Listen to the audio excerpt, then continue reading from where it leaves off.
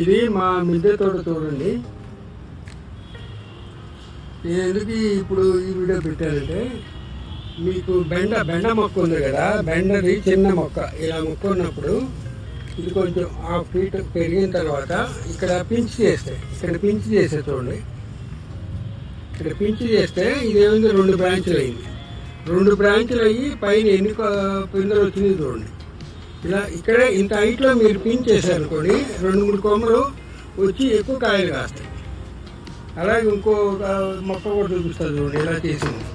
ఈ మొక్క కూడా ఇలాగే చేశాను. ఇక్కడ ఇంకో బ్రాంచ్ స్టార్ట్ అయింది, ఇది చూడండి. ఇది కూడా ఎన్ని పిందెలు వస్తుంది చూడండి. ఈ మొక్క కూడా ఇలాగే చేశాను. ఇలా 3 మొక్కలు ఫుల్గా మీకు పిందెలు వచ్చేస్తుంది చూడండి. ఇలా బెండని పించ్ చేయకూడదు తెలియదు చాలామందికి. నేను కూడా ఎందుకు చేసేవాడిని కాదు. పించ్ చేస్తే అది చెట్టు బెండ టైప్లో ఇంకా ఎక్కువ బ్రాంచులు వచ్చి ఎక్కువ కాయలు కాస్తాయి అన్నమాట. ఇలా ఎక్కువ పిందెలు వచ్చేస్తాయి.